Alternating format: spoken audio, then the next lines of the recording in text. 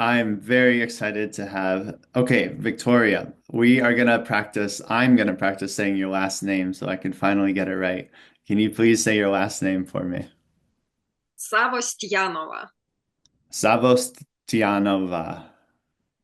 Yep, Savostianova. One more time. Savostianova. Savostianova. Yes, Savostianova. Okay. yes, yes. Welcome to the podcast, Victoria Hey, Savostianova. yes. You did. Victoria is a dear friend who I've known for several years, but I just got to meet in person last year at the Emerge Ukraine pilgrimage, where I got to go to Ukraine and see her beautiful homeland, also where some of my ancestors are from. And yeah, I've recorded several different podcasts and panels and different conversations about that trip and that program. So I'll link to those in this podcast show notes. But what this podcast is about, or what we anticipate it will be about, is maybe it's the perspective of the lived experience of being amidst huge transformational changes that are undergoing in Ukraine, in America, and from the perspective of an American, from the perspective of a Ukrainian, what is it like to show up in the face of reality, going through what some call maybe a collapse or a deep, structural level transformation or existential crisis, um, the life and death of not just our systems, but in the case of Ukraine and potentially in the case of, some vulnerable Americans, our actual human lives. And yeah, what is it like to be in tragedy and to maintain connection to self, connection to spirit, connection to our soul work, what we're here to do? So Victoria and I have been exchanging some voice notes about this over just the past couple of days, and yeah, we've delved into this in various degrees a lot over the course of our friendship. And yeah, I felt called after hearing her take on what's happening in America right now. It is February 11th, by the way, because things are changing so rapidly here in the US. And every day it feels like there's more and more of an unraveling, perhaps. And I don't even mean that from a political, like, I'm not even saying that as a progressive or as a Democrat or as a conservative. I'm just saying that as somewhat of an objective statement of fact, like the system itself seems to be being stretched and pulled and tested in ways that it hasn't in previous administrations, including the previous Trump administration. So, Victoria, welcome. I'm curious as how you're showing up, what you're feeling right now, what the state of your life and of life in Ukraine is, and in this moment of us meeting. Mm. Thank you for suggesting this. I heard a small voice in my head asking me if I'm gonna look smart here, but I let it go. Excellent. So I'm ready to show up just the way I am. Perfect. How I feel? Well, today it changes every day, but today, right now, I feel kind of hopeful. And for some strange reason, exactly from the 1st of January, I felt such a rise in energy and hope, and I felt such dynamics in myself, maybe in collective as well. I don't know how it's connected with the calendar, well, at least with the solar calendar, but it really surprised me. And January felt really dynamic, and I kind of feel we've been discussing it a lot with my friends, with my Ukrainian best friends, girls. I kind of feel that Ukraine has already gone through something that the world is only going into. Mhm.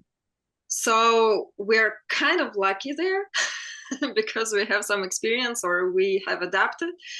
And at the same time, when you and I we were talking about unpredictability. And you said that the US is facing unpredictability right now, which you guys are not really used to, as I can imagine. And I said, welcome to our world, because unpredictability has always been with us. And it's not only for these 3 years, but actually, as long as I can remember, since the day that I was born, everything was changing all the time. We never had a moment of stability. So that could be kind of an advantage there. So maybe I'm not that terrified as Westerners could be of the processes in the world. Mm. Yeah. Yeah. Victoria, before I respond to that, I failed to mention just a little bit about who you are, and so I just wanted to briefly share that um, you are an embodiment coach and you do somatic therapeutic practices and craniosacral therapy. And you also have a beautiful spiritual journey and unfolding that you've been writing extremely poetically about on Patreon and as a Substack. We'll link to the places where you post your writings. And you're also a teacher at the New Thinking School in Kyiv, which is an integral inspired university. Yeah, doing really amazing work there. Is there anything else about just you as a human that it would feel like it would be important for viewers to know before we really dive into the content? As a human, I have a dog and a cat and a garden. I'm also a professional photographer, portrait photographer. And so am I. We share that in common. Yes, yes. Although it's been a while. Um, yeah, you know, when you were talking about unpredictability, I was just thinking about my childhood, and I know as a someone who grew up upper middle class and went to private school and white and straight and you know all the things, I have the best deck of luck cards drawn to me from a sociological perspective in America. And at the same time, there was never, ever a sense growing up that America wasn't the strongest, most secure place to be. I traveled all over the world to really far off, remote, you know, places and all different walks of life, and really got to experience that happiness wasn't necessarily defined by how much money you had, but there was a structural stability in the system of governing in America that felt to me rare. I didn't really experience that in other countries. I could feel how there was a vulnerability and the lack of stable grounding of some of their governing structures. And even when 9/11 happened, I was 11 years old, and I remember that day so vividly. But there was a sense of, you know, the country coming together and everyone really like life stopped and everyone looked out for each other and everyone showed up for each other and we all were grieving together. And there was even a sense of the insecurity of of those terrorist attacks in a way reinforced a deeper stability in our society, a societal stability that was able to show up and really you know care for each other. That was my individual experience. I'm sure there's a myriad of experiences in our nation. But yeah, just thinking about what that was like what growing up for you in Ukraine, Victoria, what was your sense of your government and your sense of your nation, your nation state? Did it feel like something you could trust and kind of like rest and relax into? I'm so glad that you asked this question, because I think it's pretty fundamental and it's very important to answer that in order to understand the differences between us, not in a bad way, but to see them, right? I was born in the Soviet Union in 1982. So I had like 9 years in Soviet Union, and then all the collapse followed. But I I remember having a happy childhood. Maybe it was not full of some exquisite food, but I have a really great family, which is rare generally in the world, as I can see from my travels. So I don't remember any scarcity much. I remember a lot of communism being put in our heads starting from kindergarten. We had Lenin's portraits, we celebrated his birthday and like pioneer songs and all of that. It was cultivated, and I read many books about those um, um, communist youth with burning hearts, that laid their lives in the name of communism and all of that. I was actually inspired by that. And we all spoke Russian. Well, at least my family and my friends. I was lucky to study in one of the best schools in Kiev, which was the education was in Russian, and we only learned Ukrainian as second language. So generally, I don't feel any limits. I cannot remember any limitations in my childhood. And my dad was lucky enough to get a really great business idea in 90s. So his business bloomed, and I could enter one of the best universities in Ukraine by the end of 90s. So I'm kind of lucky there too. But I remember, for example, and we share this memory with many friends also in the beginning of 90s, when Western goods started entering Ukraine freely. We bought a Snickers as a chocolate bar, and we cut it in 6 pieces so that each family member could have a piece. And I feel kind of vulnerable sharing this, and I have a lot of compassion for all of us at that time. And I thought, oh my God, I'm gonna grow up and I will buy as many Snickers as I want. I don't do that, and I don't like sweet stuff actually. But that's what I remember. So answering your question, I have never felt any support from government, like any whatsoever. And most of people that I know as well, I only felt huge support from my family and my friends.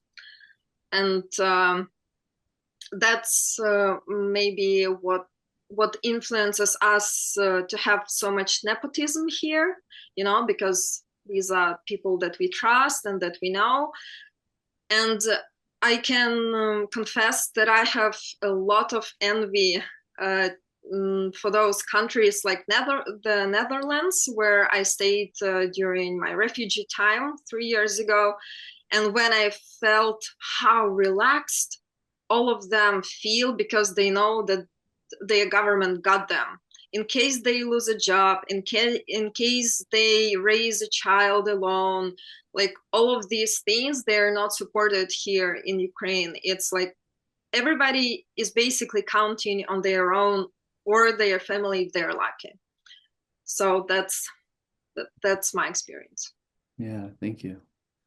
What is your experience like today when there's an active war? And just yesterday, the other day, you were saying that there were missiles flying overhead as you're sleeping, and then the government drones are there um, and destroying the missiles before they can land, or most of them at least. And so, is there a sense of your experience of your own government?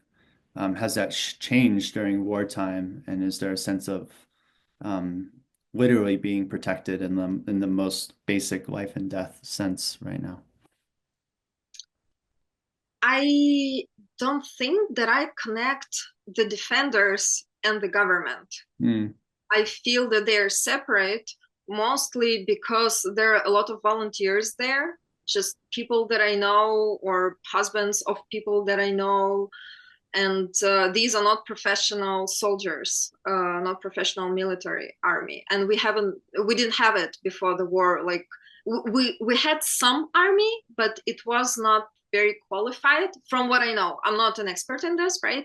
But from what I know. And most of the defending of actual defending that is happening by the hands of just the same Ukrainians as I am. So I can say that, again, my subjective perspective, that most, um, I would say that the the the reason why we are holding on for 3 years now, and why we're, well, I can say we're still strong and we're still holding on and defending ourselves.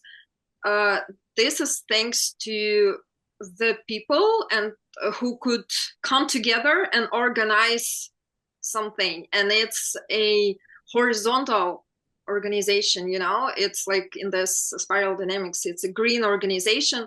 It started in 2014, actually. So government sometimes is actually preventing these local civil organizations to do something really good, to do changes. And my take is that we are standing on the shoulders of volunteers, not as soldiers, not only soldiers, but those who raise funds and buy stuff for the front lines and all of that. So I'm a bit lost in the terms, in English terms, what is called horizontal organization, probably, right?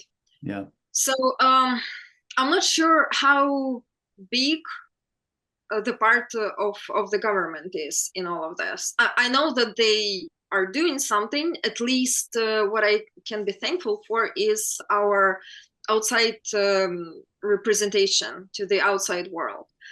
That's definitely huge work, like from our president. Our diplomatic services are doing some amazing job, but the rest, I'm not sure what's happening there in economy, in any branch of the government, unfortunately. Yeah. That's really fascinating. It feels very different from my experience of America in terms of our military feels like it's intrinsically a part of the federal government and the president is the commander in chief. And it's like they're totally interpenetrated and a lot of people that I know have joined the military as a career. It's something that they do to get paid, to get, college loans and good health care and it's not necessarily something that they're doing as a volunteer effort, although there may be aspects of, patriotism that are there. And even more recently in the wildfires that are happening in LA, where I used to live for 5 years, um, I wasn't there in person. I'm sure there was an incredible volunteer effort, so I'm not discounting that at all. But the sense that I had of it was that it was like in the news was it's very much about how is the government going to respond to this? How is the mayor, the governor, the fire department that's the best trained fire department in the world, the professional firefighters, and even wealthy people were hiring private firefighters from other states that were private corporations that just do private firefighting to protect their one individual house. And so it's just very interesting how the sort of the private sector, the military sector, and the government sector in crisis, it feels like as an American, I rely on those three. Now, that might be different if the crisis is in my actual neighborhood, then I would be forced to rely on my neighbors and on who I don't know, by the way. I live in this big, beautiful home and I have amazing housemates, but I don't know any of my neighbors. I don't know a single one of them. And yeah, there's just something about the level of unpreparedness for how I would show up when shit hits the fan in a way that I can't rely on daddy government. Yeah, absolutely, absolutely. Well, I as I was listening to you, I thought that maybe I don't want to diminish the efforts, at least of the people, of the rescuers, which we are so grateful to. Like when anything, any missile or a drone hits any place, there are these rescuers. They are part of the governmental system, right? So these are our gods, as well as militaries and medics, of course. But I think I have this consciousness coming from the Soviet Union, where we uh, never trusted our government in our guts. So it's like generational distrust. So I even tend to separate those rescuers, from the image of the government in general. Mhm. Yeah. Yeah. So I'm curious about how you relate to time. This is something that we've talked about in various times in the past about our relationship with time. And yeah, maybe we could, because I've noticed that I don't have any prepared questions. This is all just emergent. And some of there's one question that keeps arising, which is like, what do you think is going to happen in the future? And then I kind of stopped myself from asking that because I remember in the past that you've talked about your relationship with mystery and with time and with future is either not fully online because it's not practical because there's such an immediate need to be present with what's happening now that there's not really time to conceptually like drift off into the future, or just because there's like this is how I'm interpreting what you've said to me in the past, so please correct me if I'm off on any of this. But that also there's just like a void of knowing when one sort of looks to the future in the face of so much uncertainty. And yeah, I'm just curious what your relationship is with time right now and in this moment, and Mm. maybe the future specifically. And I can say anything, right? I mean, I'm not stopping you. Well, I can say that during the last 3 years, I have transformed completely. I think I feel that I'm not the person that you've met in the summer 2022. I remember you saying something same, right, about yourself. And I've been my sensitivity has risen definitely, and I've been discovering some shamanic gifts along the way.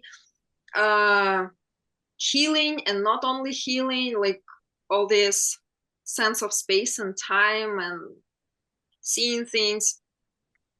So I've noticed in the last couple of months, I noticed that I'm losing the sense of time, like generally, because I used to have a very good sense of time without looking at the clock. Now I need to check it more often if I have something appointed, because I totally lose it. And sometimes I feel like the whole hours just disappear, I that is something new to my sense. And recently I also felt that I'm losing sense of space, of distance, sense of distance. And it came even to the sense of, like, to this feeling of surprise, like, why do I have to take a train? Because everything seems close in one place at the same time. It was when I went to Lviv by the train, and I was just standing there, and I'm like, I don't feel any difference from my city. Like, I can feel the vibe difference, but it's hard to explain. So something I believe that something is unfolding, something that we are not understanding yet. And I believe that there are people who already sense that, and maybe even have words for that. But I'm afraid that many people are not seeing this yet. And that's why they have so much fear. Because if I go to my heart, if I go fully into my body, and if I listen to the earth, to the cosmos, at the same time, I get into such sense of deep, deep inner peace that I have no worries about the future whatsoever. Um, my um, my worries would start only if I start thinking and panicking and running around and reading the news, of course, which seems so false and manipulative and all of that. Like 99% of them, they're not worth even looking at them. And I guess I've had a pretty good practice for this during these 3 years. I think I would call it a practice of discernment, you know, like how to keep peace in all that's happening in Ukraine. That's like a super spiritual practice. As I'm speaking right now, I feel such a vibration in my body as if I'm on some drugs, like getting excited. So I don't know what's gonna happen. I feel that the world is transforming. I believe that we have no idea where we will find ourselves in a year, in 5 years, that we cannot even imagine right now. And at the same time, I'm very optimistic about this, and I believe that we will find ourselves in a better world. Yeah, beautiful. Man, there's so many different threads that I could speak to. Um, yeah, I just wanna relate back that feeling of inner peace and just noticing in myself feels like there's different facets of wholeness or of life of experience of life that when they're integrated or when they're remembered or co-enacted together, somehow it creates this, it feels like a sweet spot. And that sweet spot is like a flow state that can show up. Paradoxically, it's a flow, it's not a flow that takes me up and out and away from what's happening, but allows me to be more intimate. And in a way, I can feel more of what I'm afraid to feel because there's an underlying sense of trust and faith that doesn't actually negate the fear that can still be there on a human level, but there's like a deeper knowing that holds it with just enough care that it allows it to be its full expression in a paradoxical way. And then there's like a third dimension that was coming up when you were speaking was around my work in the world, my whatever word you want to use, my dharma, my soul expression, my sense of the deepest joy that kind of lives through my uniqueness and through a way I can be of service. And yeah, like when that deeper faith is there and there's an allowing of the fear, the range of human emotions and experiences, and then there's a sense of like alignment with almost a soul knowing or a soul sense of like this is the best way I can serve life. Like I don't know if it will quote unquote make a difference, but it's making a difference by just being in the alignment itself. And that alone is a prayer that is impactful. And that it somehow like generates more of the faith that holds more of the ability to be with the intensity. And they all kind of weave together as this one integrated wholeness. That wholeness is sometimes a tricky word because it kind of implies like, to me, it sometimes implies perfection or bliss or something like this, but it's like a wholeness that is just what it is, but somehow that feels right. It feels right even when it's wrong or bad or full of grief or anger or rage. It's like it still feels right and intelligent on some level. I'm curious if I see you nodding a lot, so I'll just let you Uh, respond. yeah, I'm jumping here. It's just that every word that you are saying deeply resonates with me. Like everything that you said and the sense of wholeness. Maybe I would also use fullness here because it feels like expansion and fulfillment at the same time, and something moving and pulsating and like something very alive at the same time. And being present is one of my main, I don't want to say goals because goals feels very directional, but one of my main ideas for every day, when I wake up and when I think how I would like to have this day, I think I want to spend it in this deeper inner peace and this feeling of expansion and wholeness and full presence to what's happening. Sometimes it's really hard in Ukraine when tragedy comes after tragedy, and sometimes I tend to feel numb with incoming information. Maybe sometimes it's also not needed to consume all of that information. But I feel, again, it's about the relationship with space. I kind of feel from the moment when I returned home in June 2022 after my town was deoccupied, I feel that my presence here is important somehow. It's like I'm holding space just by being here and just by regulating myself and just by finding this inner peace. I almost said damn inner peace. Every day, and making this effort and making this choice, because it's always a choice. I believe that, like just by doing this inner work, somehow everything around keeps unfolding and keeps going on, and we are heading, I hope, to the victory. So it's like interconnectedness of this inner and outer, and it's much less of the certain events influencing me from the outside. It's more like me expanding my state to the outside. Does that make sense? Yeah, yeah.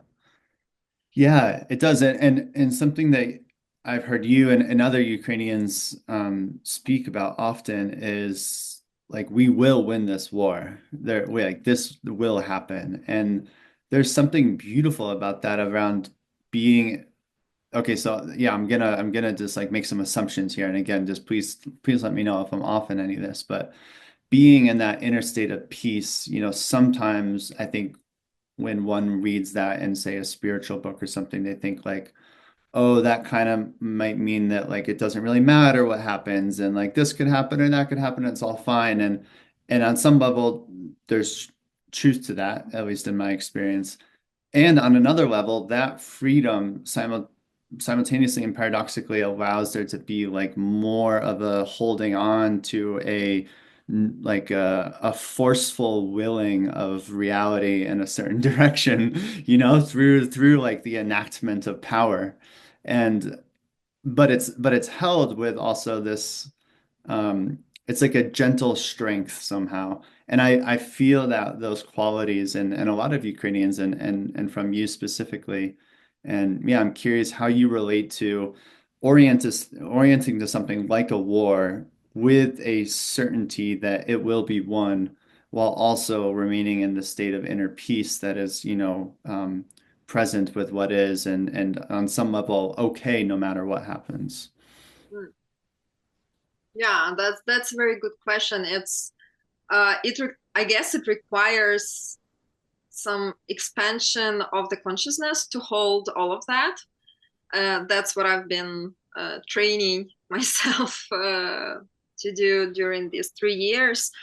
And when I say keeping inner peace, it doesn't mean that I don't get angry. It doesn't mean that I don't cry or anything. I love that I can be present to all emotions, but I feel that inner peace is kind of a base. I return to the base after experiencing some heavy emotions, for example. Uh, I think the difference between people who don't have this base is that they can get stuck in these emotions, and these emotions can swirl them into depression if they are not conscious of what's happening.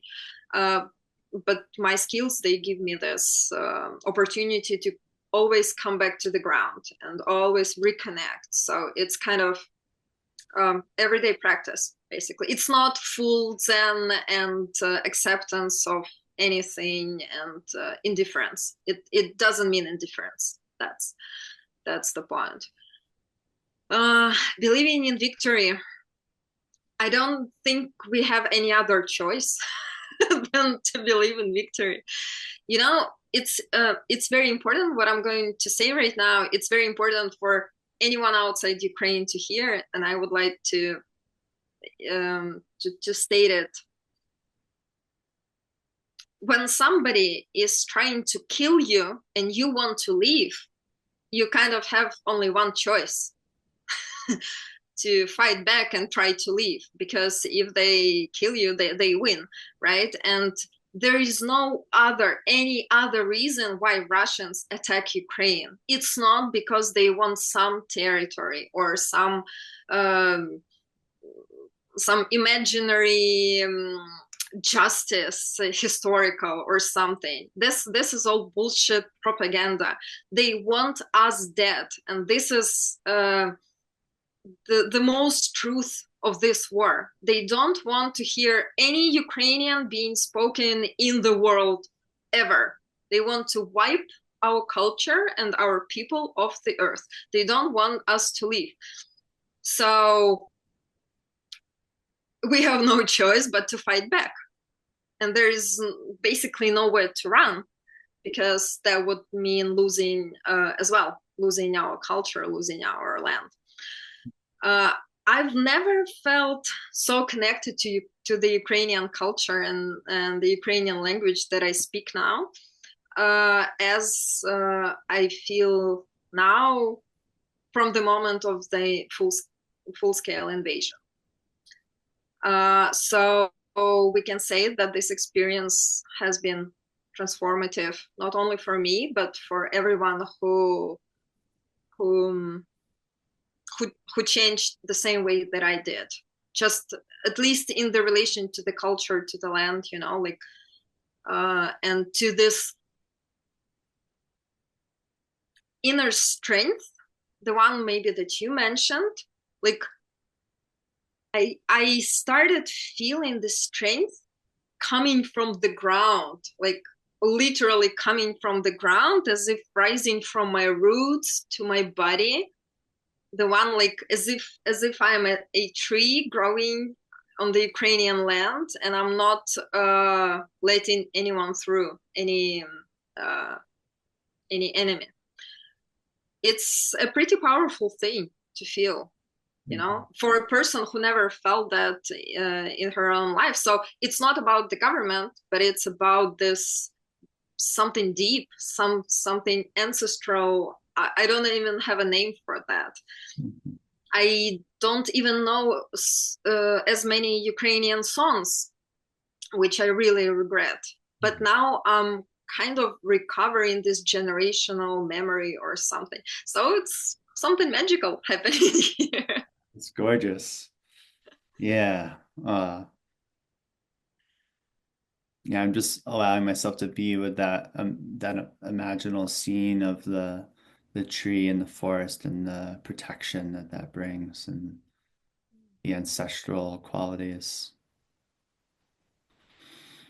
You know, it's really interesting because in some ways I feel like the exact opposite to you as an American relating to the American experience, where we've had such a defined culture that is so pervasive all over the world, and every other country wants to be like America in some ways, you know, watching Hollywood and listening to music and um I know that's not literally true in all cases. I just want to caveat that. Yeah, and there's some way where it's like instead of relating to oh we will win the war, it's oh this ship is sinking. This the Titanic that is the United States government and even the United States modern society, you could say, like that it is sinking, and it might take a lot longer to sink than maybe what some of us might feel in the moment as it's happening.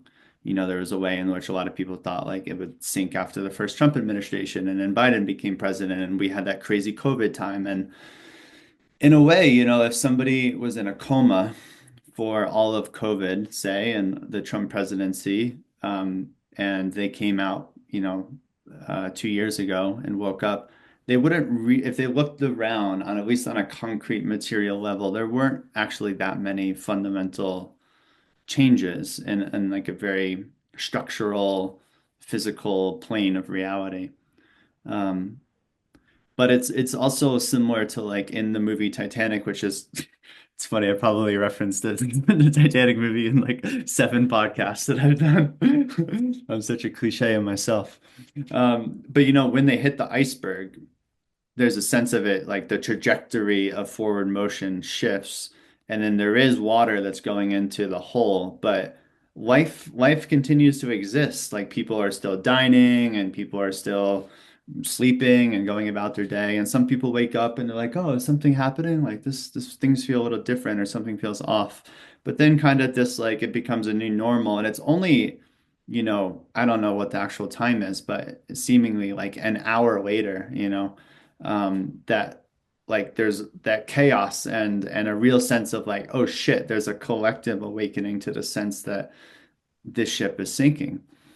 And I feel like America is just getting to that place where like yeah, I don't want to be too I don't want to make too much of a concrete declaration of this because I think it's very fluid and individual and it's hard to pinpoint, but just as an abstraction, as a poetic gesture, it feels like we're approaching that moment where the collective is kind of looking around and being like, okay, I think we should figure out where the lifeboats are and the life jackets and like where are the women and children and what do we do now?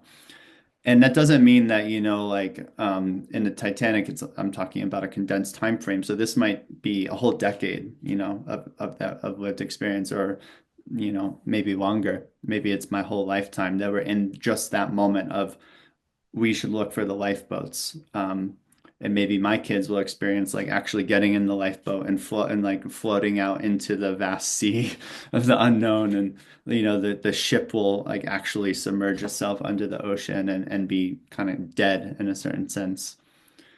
Um, yeah, so I'm just pontificating a bit and relating off of what you're sharing of like this determination to preserve that's coming from you and almost the polarity of me, which is not a determination to destroy. I don't feel that. And I don't also feel, but I don't feel this determination of like, we really need to like save this thing. It's more of a sense of that, that binary or that polarity is kind of, it's kind of like it's sort of dissolved itself. And there's this sort of a deeper experience of like, okay, how can we actually respond and show up to what's happening right now, which feels more of like, responding to a existential change that is underway and what's the most caring and loving and responsible and wise and mature or thoughtful way that I can kind of show up moment to moment in this experience.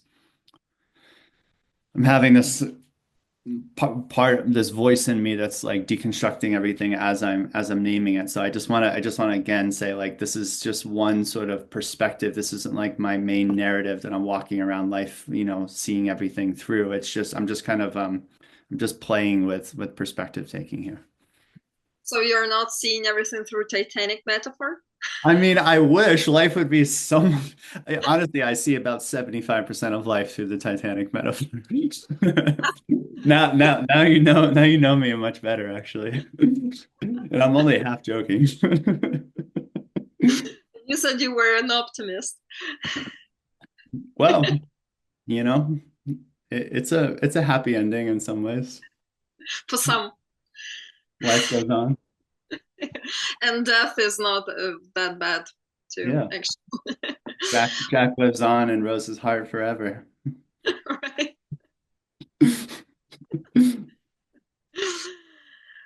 I was listening to you and I was thinking that maybe our experiences are so different because the initial states of our countries were so different because you guys had something solid, or at least it felt solid and working, the whole system. It even felt to you like that when you were a kid, right? But for us, at least for me, I will speak for myself. Uh, I feel as if we haven't built anything yet because we were dealing with the consequences of the, or not even consequences, but pieces that we had after the collapse of the Soviet Union. and we never managed to build something really wholesome and something working, because it was working on some remains from Soviet times, and there's a lot of still a lot of bureaucracy from that, and we tried to put some what is it called, um, digitalization on it, and we are in some of that, we are the first in the world. Our online banking is amazing. Our there are so many things that we created on the top of that, but altogether it's just a some eclectic form, it's, or maybe it is, I don't know. But it never felt stable. So I think we want to keep the space, the land, in order to build further or to try more to build. But we are not really, I'm not really afraid of losing any Soviet legacy, because, uh, for example, like really, really down to earth example, Russians have been hitting our energetic system, our big, this Soviet what are they called? Okay, energy systems. I don't know the name. The- And they were old, and they were not modern. And now the system is modernizing through that. We get some new equipment from Europe, and the system is becoming more, um, how to say, diversified, like not in one big piece, but many small units, energetic units are put, and the system is becoming more independent. So through this crazy crisis and war circumstances, the country is actually renewing, Mhm. at least in technology. Mhm. So uh, I can look at this as modernization through crisis. It's just when I'm thinking about the US, and sometimes I do, sometimes I am thinking about the US, and I was talking to my dad about that yesterday.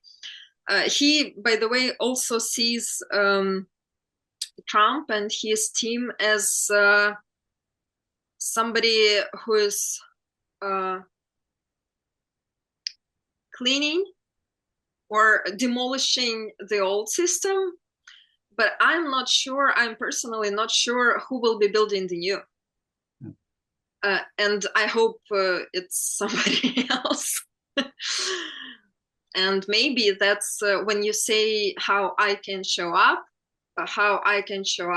wisely, maturely, right? And in love, from love.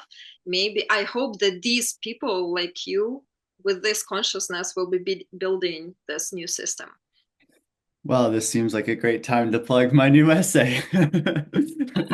Meta, a Metamodern Vision for a Post-Liberal America, which was Mm-hmm. published on Medium and on Perspectiva or Emerge. And I can link to that in the show notes. And yeah, it's just one vision.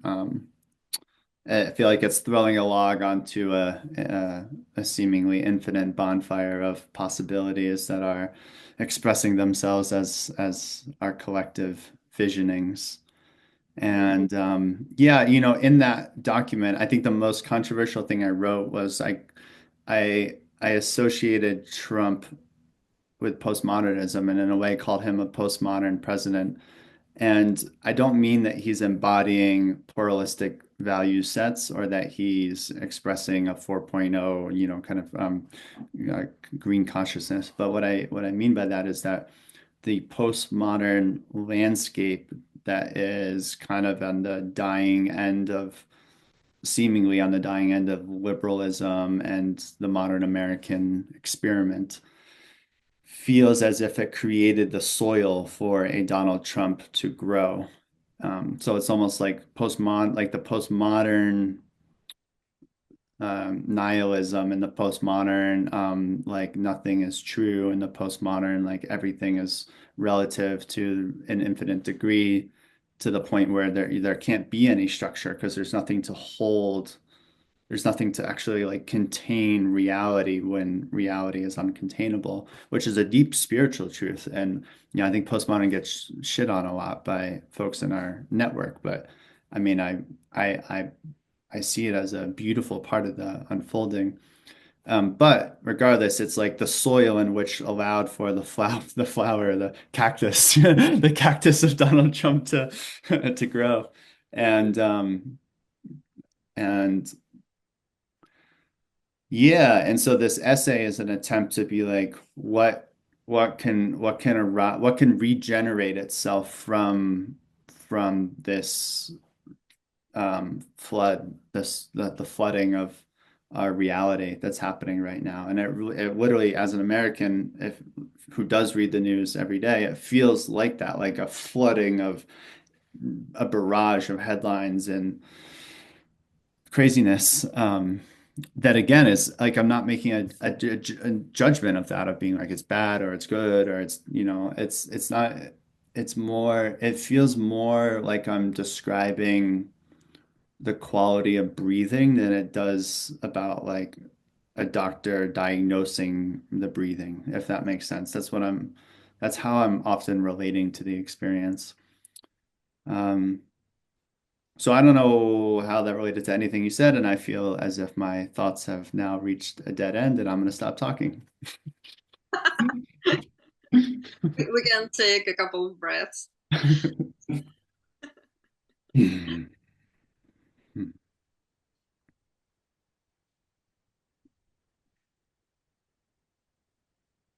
Well, I'm thinking about all this bypassing and avoidance that can emerge during such processes.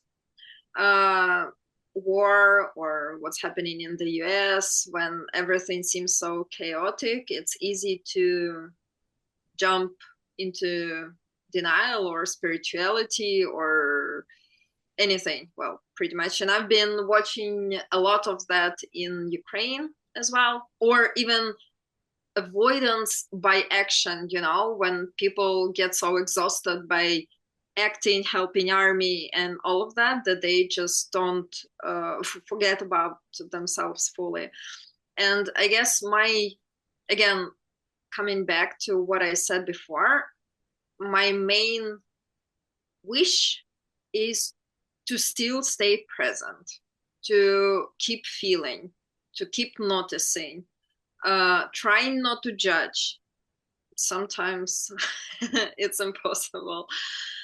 Trying to help where I can and still try to balance my own feelings and not to give away of myself too much into the world, like stay present and remember that everything is interconnected.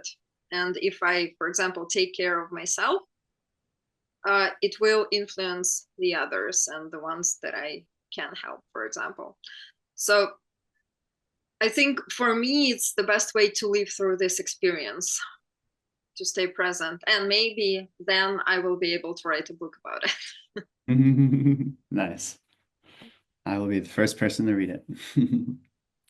Yeah, yeah. I'm just feeling into that as well. It feels like my soul dharma or the vision that's living through me as me, which I sometimes use the metaphor of the lighthouse to this. It's like a catchword to describe this many multifaceted, multidimensional expression. But there's a way in which that living into that simultaneously like intimates it in the most real relational human way. Like in this moment right now, it's like, how can I most fully live into that and also recognize myself as that and also move towards it simultaneously.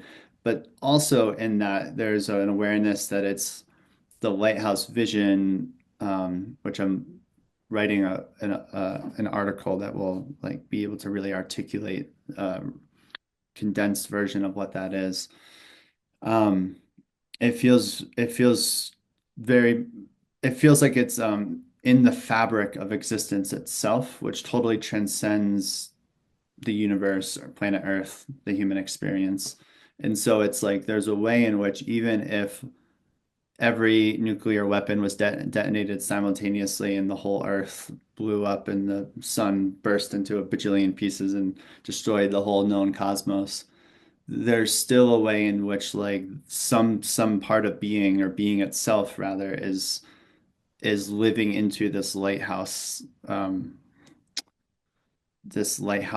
like enactment. It kind of feels like it's like creating reality to experience itself as this lighthouse that is remembering itself as a lighthouse, and then experiencing Tucker that is a unique embodiment of that, that has a particular expression of it that attracts in and illuminates the other lighthouses within each of us that are all connected to this. They're not even connected, they are this larger uh, sort of boundless lighthouse that is always now. And so that's kind of a very esoteric and long-winded way of just saying that I don't feel afraid of death in a sense. Um, I'm sure if a bus was driving at me 90 miles an hour, like my body would respond with fear. I think that's an appropriate feeling.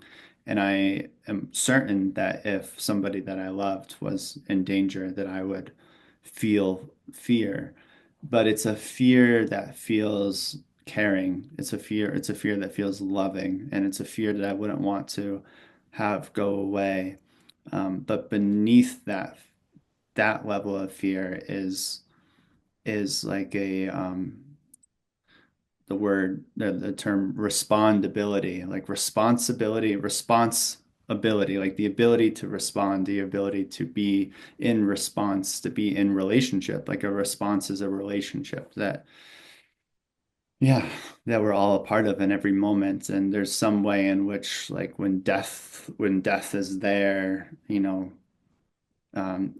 the field, you could say, which it always is, but when it's most present and palpable, it somehow turns on like a responsibility to show up fully for life, which might feel like showing up fully for the death that is taking place.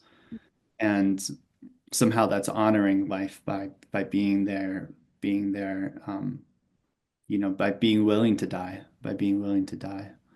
Um, yeah, so just relating, I don't know how that unfolded in my lived experience in my psyche or soul or um I am sense it was the grace of like a trillion life events that kind of like arose to this experience, and it might change tomorrow. It might change when I have a child, there might be like a different level of fear that I come into relationship with. But yeah, there's some way in which there's like an extra level of responsibility I feel in my gut, in my stomach to show up fully, kind of because I've been graced with this felt sense and experience of not really fearing what's happening, even as fear of what's happening can be there in little passing clouds, you could say.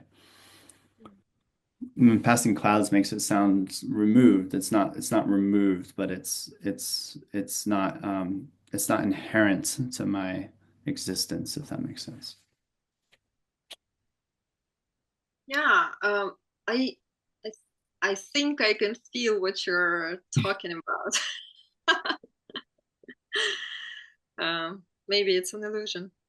You know, like you were here, you know how the sirens feel, how they sound, how they feel, how your body respond to that. You already have this experience, and you know that most of us stopped reacting to them. Some of us don't even get up from our beds when we hear them, and some people go to the shelters because they experienced, for example, explosions very close, or somebody close to them already died in these attacks, and so they keep going to the shelters even during the night. By the way, recently we got some new air defense system here. in my region, Mhm. and my body started reacting to that again because I was sleeping through the attacks, most of them when drones. I was totally okay. When missiles, sometimes if it got too loud, I could go down to the bathroom because it's the safest place in the house. But my body was not reacting much. I could catch this moment before my body reacts. Not, of course, if I was sleeping, but most of the time. But here, I cannot control this. During the last week, I felt again my body reacting fully, like adrenaline rushing fully through my body. This is not a pleasant feeling, and it's hard to fall asleep after that.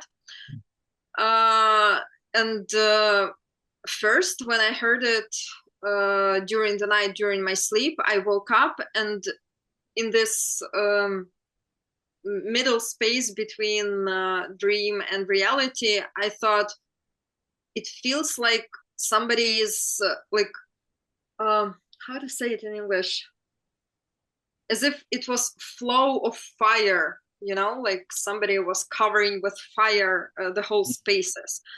And then I checked my phone, and it was just one drone that they were attacking, and I was like, well, why such a sound? And it actually sounds like fireworks. The next day when I heard it, when I was not sleeping, it sounded just like simple fireworks, small explosions, but I am not used to this sound of fireworks being safe, and I'm trying to accept this new sound in my system. My dad was very philosophical about that. He said, well, you got used to the previous sounds, you will get used to these. Like, yeah. Good dad advice. Yeah, and it's interesting. I was telling all of that because I'm not afraid of death either, and I see that it's super helpful in these circumstances that I'm staying. I know that I can be worried about my parents, about my friends, about my dog, who will take care of him if I die, for example. But death as such is not that is not that scary anymore. And Ukrainians have a joke. Well, there's a joke and there's not a joke.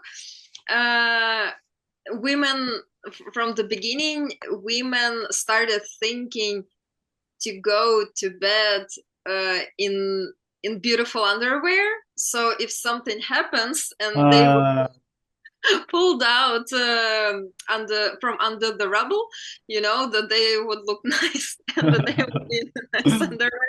It doesn't matter dead or wounded, but just to look nice. It's yeah. just Ukrainian thing. And many Ukrainians, I heard many Ukrainians say, and many of my clients, they say, yeah, I stay in my bed during the attacks. I only pray for if it comes, like missile or a drone, if it comes, that it will be just immediate death without any like suffering or wounds or dis disabling. So that's the kind of acceptance that most of us have right now. Yeah. Just wanted to share that. Yeah, it's so beautiful. It reminded me of one of the most powerful experiences of being in Ukraine was that very first time, must have been on the second day, when an air raid alarm went off. We were walking as a group through Kyiv and yeah, like my body was just like, whoa, what is that? That's a foreign experience. It was quite loud.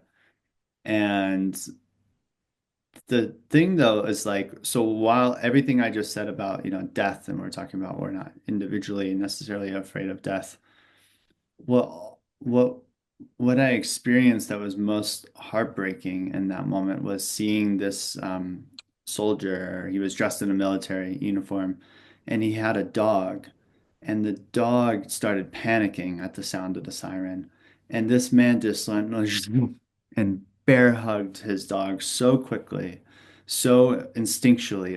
It was such a natural response for him. And just feeling like there's so much wrapped up in that moment. Um, but yeah, like be, there's a way that even when Tucker doesn't feel afraid of death, when I experience myself as that dog that is panicking, that is afraid of death or of injury, it's like, well, that's me too.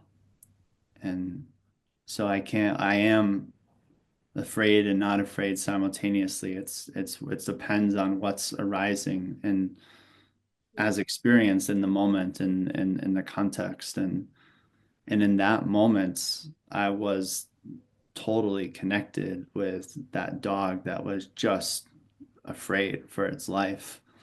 And for that man who was just like the arms of God, like Christ consciousness is swooping in and just loving, loving the person the dog that he loves.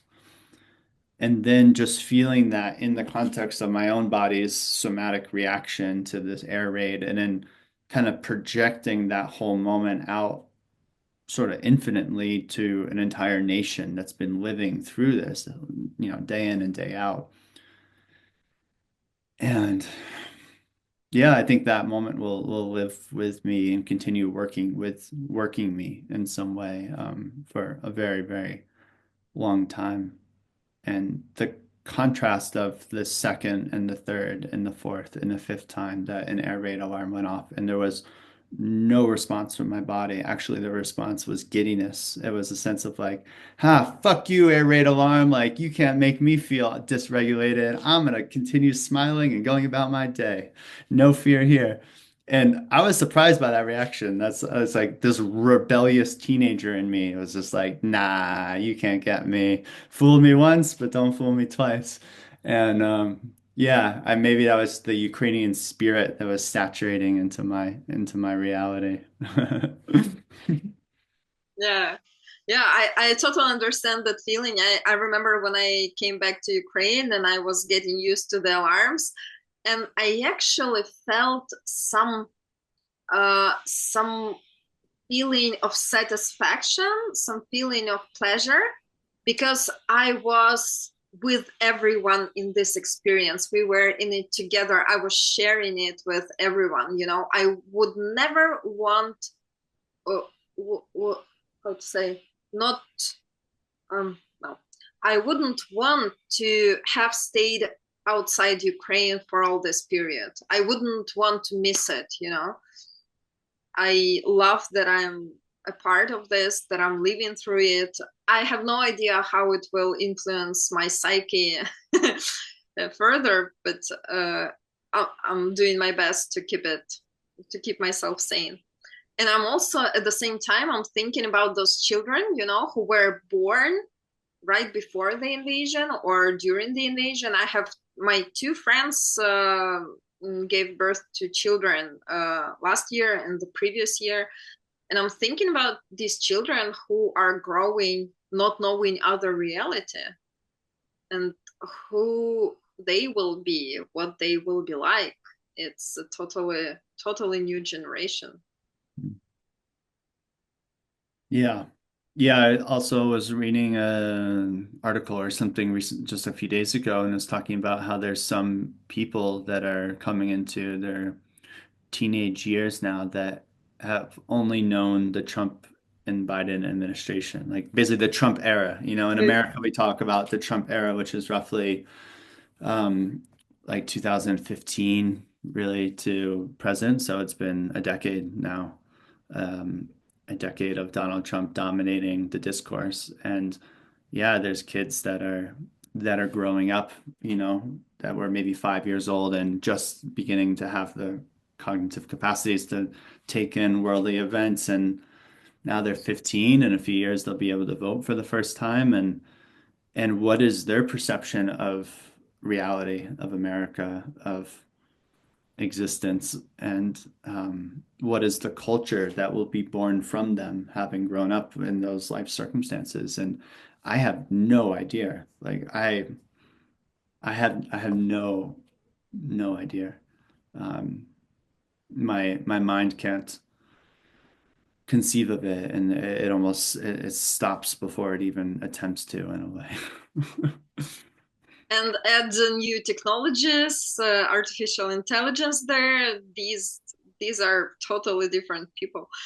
I think I have this feeling that we are not that different from our parents as these children will be different from us. Just just an assumption. Can you say that one more time? I missed it. Uh, I said that we are not as different from our parents, then these children will be different from us. That's Yeah. my assumption. Yeah. A whole new world. So exciting. Yeah. Well, on that note to wrap up, yeah, yeah, I'm curious if you have a prayer or an offering to this whole new world um, that we're in this moment, and that will be coming in every unfolding moment thereafter. And yeah, is there something um, that feels like medicine to sort of offer into the possibility space of potentiality, and that's alive in you to end with. I actually do have one. I actually have it, and I've been exploring it for several months now, exploring from my feelings and feeling into the collective. I'm doing it alone mostly, so maybe I'm not saying anything new, but for me, it's it's something new. What I'm feeling and what I'm discovering is that I feel excitement rising in me. We need, and it's already happening, we need women to remember their power and to step into their full power as they are, without trying to smaller themselves to fit into some boxes of the old world. And we need men to open up their hearts and start feeling these women and see them in their full power, not being afraid of this power as I feel it has been for ages, right? But start co-creating together, both in full power, Mm. without fear, but from love. It might sound a bit esoteric, but I feel that this is the only way we can create a new world as beautiful as I can feel it. Mm. Yeah, gorgeous. Yeah, and maybe doing that internally as well with our inner masculine, our inner That's feminine. yes, that's the Like first step. you can't even really do that externally until you kind of, well, Absolutely. it's a co-enactment in a way. Yeah, it's Absolutely. beautiful. And I had something similar come up actually right before you started to share that, which is just I my prayer for life for humans venturing into this time between worlds is to have beautiful friends in their lives. Like just to be in relationship with, even if it's just a few people that you feel seen by, that you feel stretched by, that you feel nourished by, that you feel at home with. And even if they live in a war zone halfway across the world, yeah, I hope that for better or worse, our internet and this digital technology can keep us connected to the love that is possible and the expansive love that you were talking about of consciousness actually expanding to hold more and more and more seemingly. Um, and there's something about like Zoom and airplanes and all of this that is allowing me as an American named Tucker living in Colorado to hold Ukraine in my heart, but also to keep visiting Ukraine and to keep showing up for the calls that you and the other organizers keep doing and to keep like coming back into contact, into a relationship with that which I love and that which I want to show up for and that which I would die for, and more importantly, in a way that which I would live for. Like I would live to be right here, right now with you in this conversation. So thank you, Victoria, for being my friend. Thank you, Tucker. Thank you. You definitely make me feel like home. And, it's it will be I will say something intimate, but it's okay for the public. I can say that I never had an experience of such a deep, safe friendship with a man, but I always wanted it. So I'm really grateful to have it with you. Thank you. Yeah, it's an honor to receive that. Thank you. All right. Well, be well, and we'll talk soon. Yeah, have a great day. Bye.